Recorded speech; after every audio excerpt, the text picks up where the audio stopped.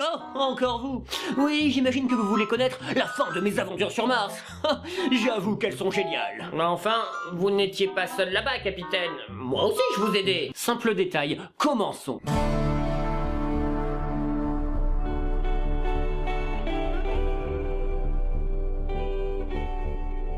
La colonie de New Hope allait bien. Nous étions autonomes pour la nourriture et chacun de nos habitants avait un lit douillet pour dormir. Mais comme on comptait créer un réacteur nucléaire, il fallait de la place. Alors on s'est tous mis au travail pour creuser la montagne. Mettre un réacteur de fusion nucléaire au cœur d'une montagne ne posait aucun problème de sécurité. En parallèle, nous avons construit une autre serre. Comme on ne pouvait pas élargir la serre actuelle vers le nord, à cause des montagnes, ni vers l'est, à cause des fusées, créer une deuxième zone agricole à l'ouest semblait une bonne idée. Et ce coup-ci, nous avons vu grand. Trop grand même, car nous n'avions aucun besoin de nourriture. Mais au fur et à mesure que de nouveaux colons allaient arriver, il fallait que les infrastructures servant à les nourrir soient opérationnelles. Mais alors que je pensais que tout allait bien, voilà qu'on avait un nouveau mariage sur les bras. Gore et Marc, deux de nos nouveaux arrivants, franchissaient enfin le pas. Une trentaine de jours après être arrivés, ils se mariaient. J'étais entouré de faibles et de libidineux. On est d'accord, les filles en 2D sont mieux. Putain, c'est pas le moment. Au moins, la colonie allait mieux.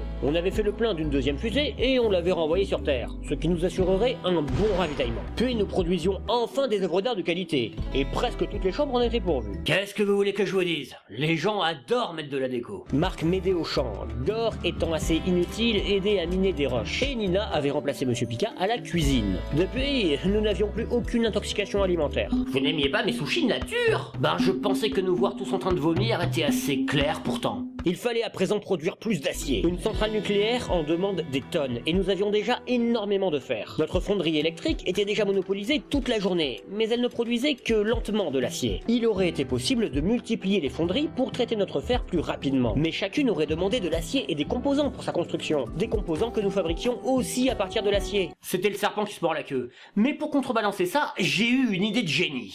Miku travaillait déjà toute la journée à raffiner l'acier. Mais pour optimiser le temps de la fonderie, alors une deuxième personne allait travailler dessus le reste du temps. J'ai changé les horaires de travail et de sommeil de Marc pour qu'il fasse les nuits. Comme ça, la fonderie produisait non-stop de l'acier. Putain, ça donnait de vrais rendements. Le reste de la colonie partait miner les gisements de fer. On a pratiquement épuisé la région. Et puis, toute la colonie a été secouée par un véritable séisme. Après des mois de vie commune, Monsieur Pika et Miku, le couple le plus stable de New Hope, se sont finalement séparés. Vous savez qu'à cette époque, j'étais au fond du trou. C'était une si bonne nouvelle. Une fois redevenu célibataire, il pouvait enfin se remettre sérieusement au travail. En même temps, Monsieur Pika travaillait toute la journée à miner du fer. Et Miku passait la sienne à transformer le fer en acier. Forcément, il ne se voyait plus que le soir. Mais il n'y avait pas que des avantages. Ça nous a forcé à aménager une nouvelle chambre. Pour Miku, c'est Monsieur Pika qui a gardé le grand lit. Oui, j'ai récompensé mon second pour avoir retrouvé son indépendance. Et aussi pour avoir banni les pensées impures qui lui habitaient l'esprit. Les choses allaient tellement bien que nous avons pu renvoyer toutes les fusées Ares vers la Terre. Bon, par contre, ça nous a obligés à construire des batteries dans la colonie et un émetteur pour communiquer avec la Terre. Car jusque-là, c'était les fusées qui remplissaient ces deux rôles. Et c'est juste après qu'on a fait une grande chambre froide. Ça nous a permis de faire le point sur nos réserves de nourriture. Là, on s'est rendu compte qu'on était hyper large en fait. Forcément, on se faisait ravitailler, mais en même temps, on produisait notre propre nourriture. On n'a jamais dit à la Terre qu'on noyait littéralement sous la bouffe.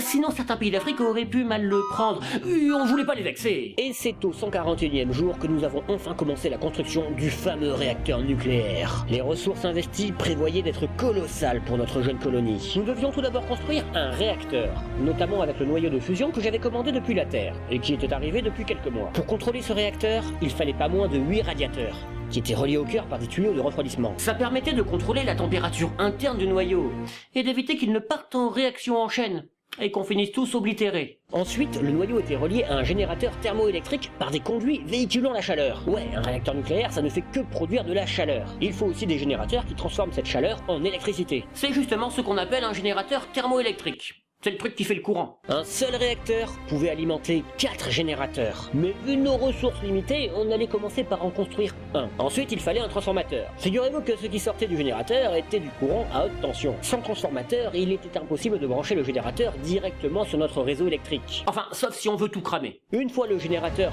relié au transformateur grâce à une ligne à haute tension, il n'y avait plus qu'à relier le transformateur à notre propre réseau. Et le 148e jour, la construction du réacteur fut enfin terminée. La colonie était fière de tout le travail abattu.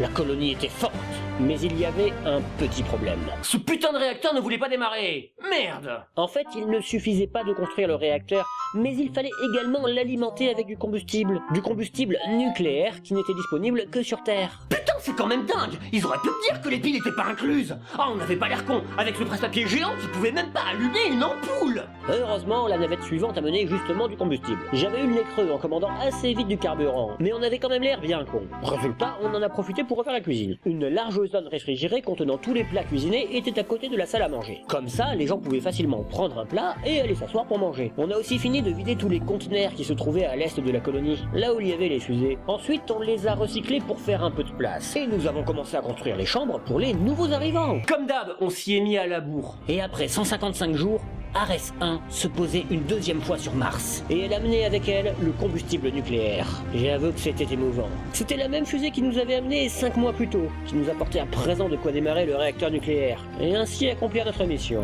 C'est également cette même fusée qui, une fois ravitaillée, nous ramènerait sur Terre. Et j'ai mis moi-même le combustible dans le réacteur.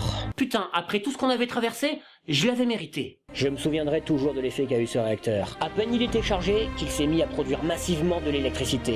Il ne marchait qu'au quart de sa puissance et pourtant il produisait déjà suffisamment d'énergie pour toute la colonie. À terme, il serait même inutile de garder les panneaux solaires avec un truc comme ça. Mais ces jouets technologiques ne règlent malheureusement pas tous les problèmes. Avec Ares 1, de nouveaux colons étaient arrivés. Flossie, Roland et Mundy. Au bout de quelques jours après leur arrivée, il y a eu une éruption solaire qui a stoppé tout notre équipement électrique. Les radiateurs se sont éteints et la température a drastiquement chuté dans l'habitat. Normalement, dans ce genre de cas, j'ordonne à tout le monde d'enfiler sa combinaison, afin d'éviter l'hypothermie. Mais une des combinaisons s'est retrouvée totalement vide en oxygène. Quelqu'un devait donc rester sans combinaison. Et ce fut Flossie, une des nouvelles. C'était l'hiver sur Mars, et à moins 56 degrés, elle a vite perdu connaissance. On a tout fait pour la sauver, mais elle a fini par s'éteindre, le 158e jour, à 5 heures du matin. Le plus drôle, c'est que seulement 1 heure après, le courant revenait, et que les radiateurs fonctionnaient à plein régime.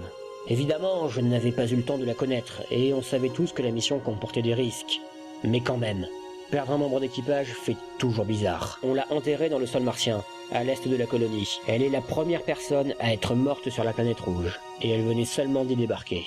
Mais bon, la vie continuait, et il fallait préparer Ares 1 pour son retour sur Terre. On a continué à alimenter la fusée en méthane et en oxygène, et pendant qu'elle se remplissait doucement, nous avons fini d'aménager les nouvelles chambres. Et c'est le 167e jour que Ares 1 eut son plein de terminé. Oui. C'est le jour où nous sommes repartis. Le même jour, Ares 2 est arrivé et a apporté 3 nouveaux colons, Nips, Kat et Naha. Je n'ai fait que les croiser, je n'ai pas eu le temps de les connaître. Toute la colonie s'est rassemblée et nous a salués, Monsieur Pika et moi, quand nous avons pris place à bord d'Ares 1. La fusée qui nous avait amenés sur Mars allait nous en faire partir. Notre mission était accomplie. Nous avions supervisé la construction d'une colonie martienne florissante et elle était à présent alimentée par un réacteur nucléaire, ce qui en faisait une petite ville autonome. Ça m'a quand même fait un pincement au cœur quand j'ai quitté New Hope, surtout que j'avais moi-même baptisé. Avec Nina, qui était devenu notre super cuistot en nous sauvant des plats immondes de Monsieur Pika, et Marc qui m'avait aidé aux récoltes et qui avait passé ses nuits à faire de l'acier, et Igor avec son incompétence notoire mais que ça n'avait pourtant pas empêché d'aider Monsieur Pika à la mine, sans oublier Miku qui avait fait le plus gros du travail de construction et d'ingénierie. Sans elle, nous serions sûrement tous morts asphyxiés. Et enfin, il fallait aussi dire au revoir à Mars, cette planète rouge qui nous avait accueillis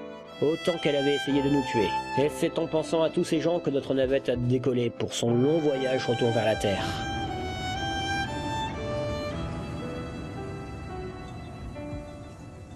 C'était déjà il y a pas mal d'années, mais vous connaissez toute la suite.